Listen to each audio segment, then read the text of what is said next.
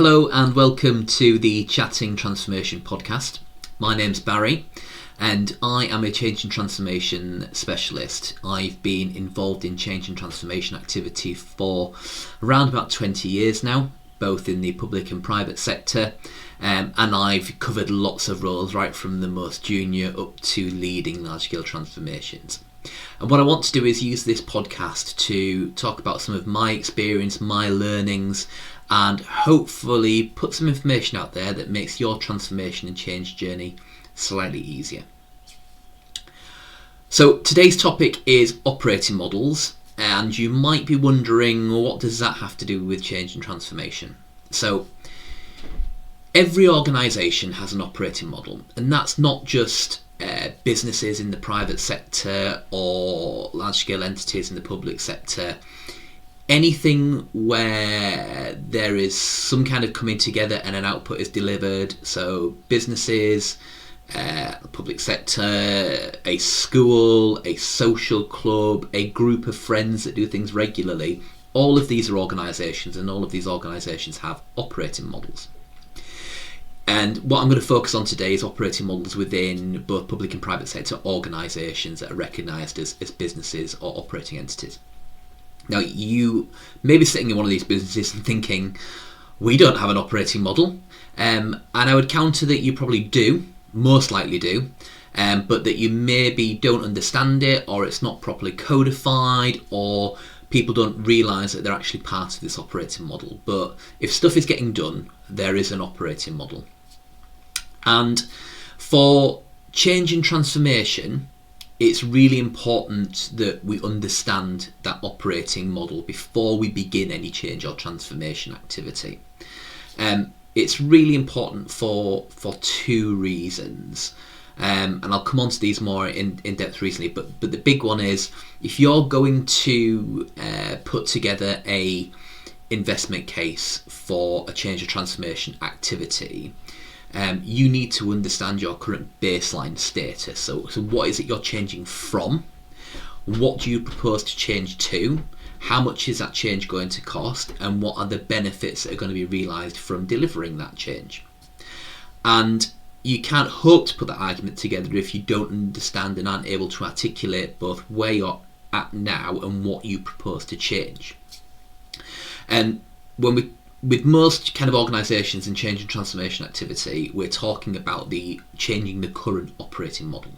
So it's really important that if anyone's thinking about doing any change or transformation activity, they need to have a fairly decent understanding of their current operating model and be able to or have it codified in some way so that they can explain it to everyone else and then explain the potential changes or transformations that they want to apply to that operating model.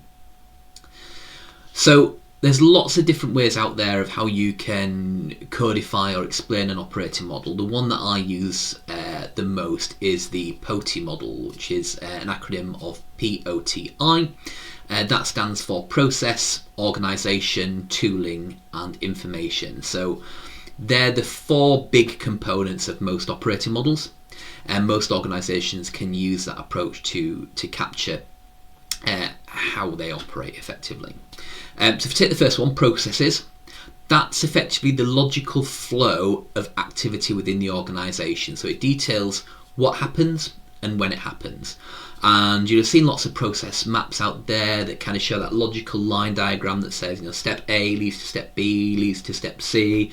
There might be a decision pointer on yes or no, which leads to C1 or C2 or option D. But you get a logical flow that effectively says this is how things happen in this organisation. So that's your process as your first one. And it's really important that you understand those.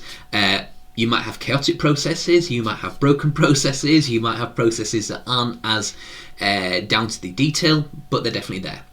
In bigger organisations, you might have high-level processes that are then supported by lots of low-level processes and so on. But there is logical flow in there, and it will be happening even if it's not written down. So that's process. The second is organisation, and what we're talking about here is the people element of your organisation, of your operation. So we normally talk about people, or when we're talking about the operating model, we normally use the another acronym, which is RACI. So that stands for responsible, accountable, consulted and informed. I'll go into on another podcast a detailed look at how you use a RACI and all that good stuff, because it's a whole subject in itself. But normally against each of the process flow stages, we would have a RACI that says this is the person or team or group that's responsible, this is the person that's accountable, this is who needs to be consulted, and this is who needs to be informed. And that can be filled out to varying degrees as you go through. So that's the who element. So we've got the what and when from the process, we've got the who from the organisation. The next one is tooling. And what we're talking about here, this captures any critical, I want to say technology, but it's not just technology, but technology is a big component. So any technology, any hardware, any infrastructure that is critical to your process being enacted.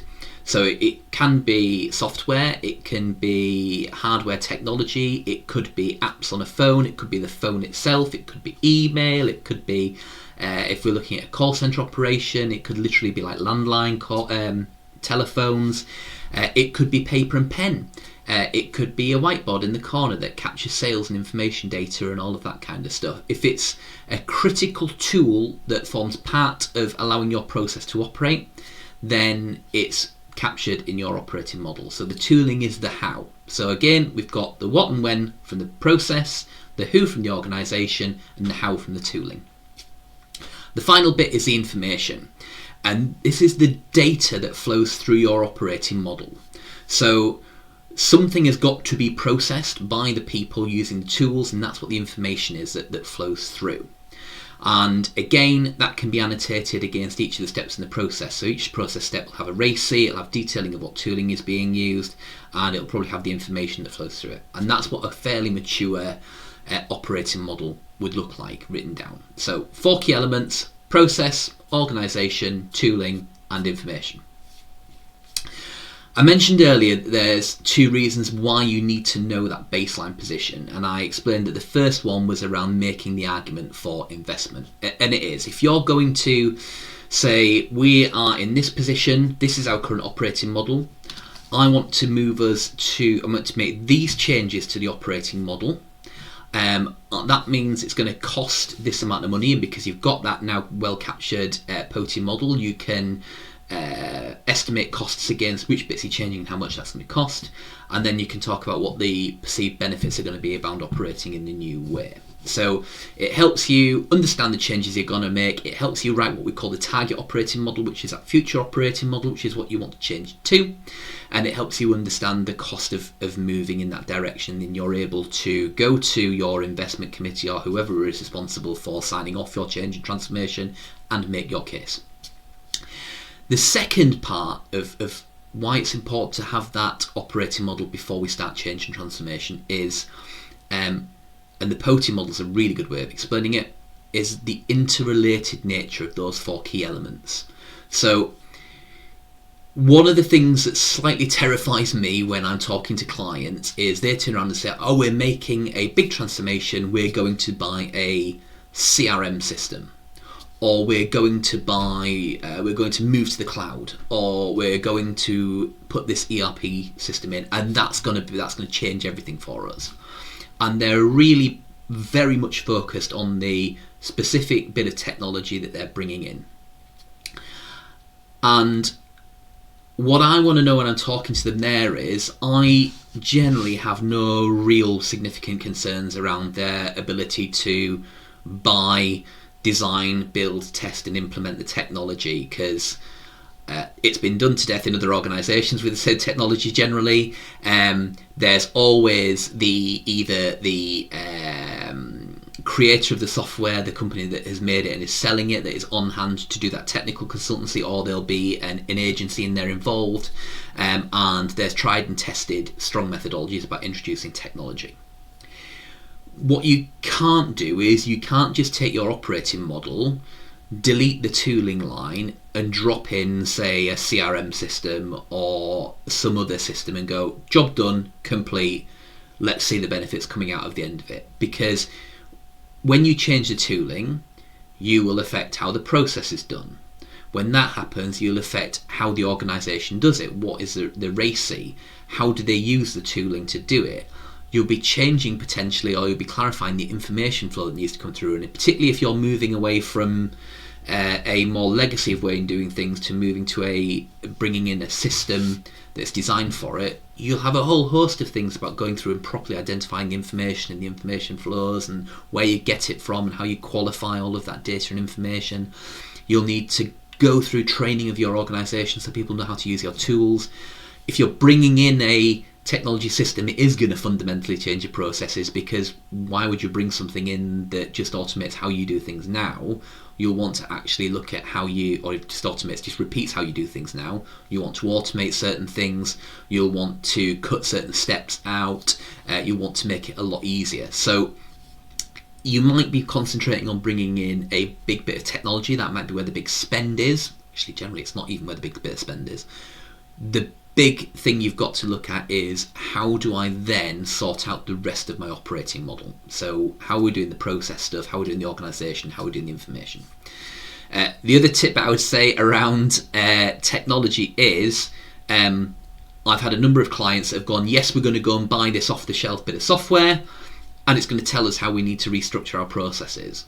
And generally, it's not going to do that. You're going to have an idea of how you want to change your processes in order to be able to select the technology you want, or at least work with the agency or the provider or whoever it is that's bringing in to do the implementation to tell them how you want it to be configured for your organisation. So you can't wait and say, oh, we're going to be led by the tool, because that's going to tell us how to do our processes, because quite often these things are very straightforward, off the shelves. They're highly configurable, but they need a design to be configurable too. So please just be aware. I go into lots of organisations where the technology has been put in and it's not working, and it's not because the technology implementation hasn't been done correctly. It's because people haven't thought about the rest of the operating model. So to summarise, all organisations have an operating model.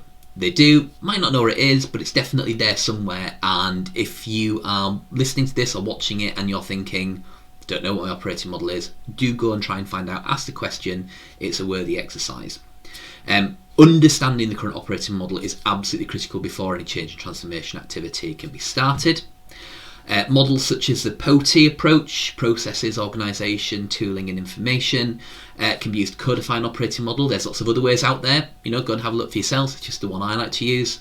And finally, it's critical to know the current operating model to both make an effective case for investment and then to ensure that the execution of the transformation is properly planned and executed.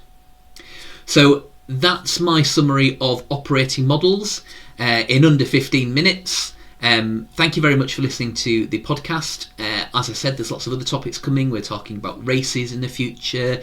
I've had some requests to talk about change and transformation and the potential differences. We'll be talking about agile. We'll be talking about some of the roles in change and transformation. So yeah, please do keep listening into us. Thank you very much.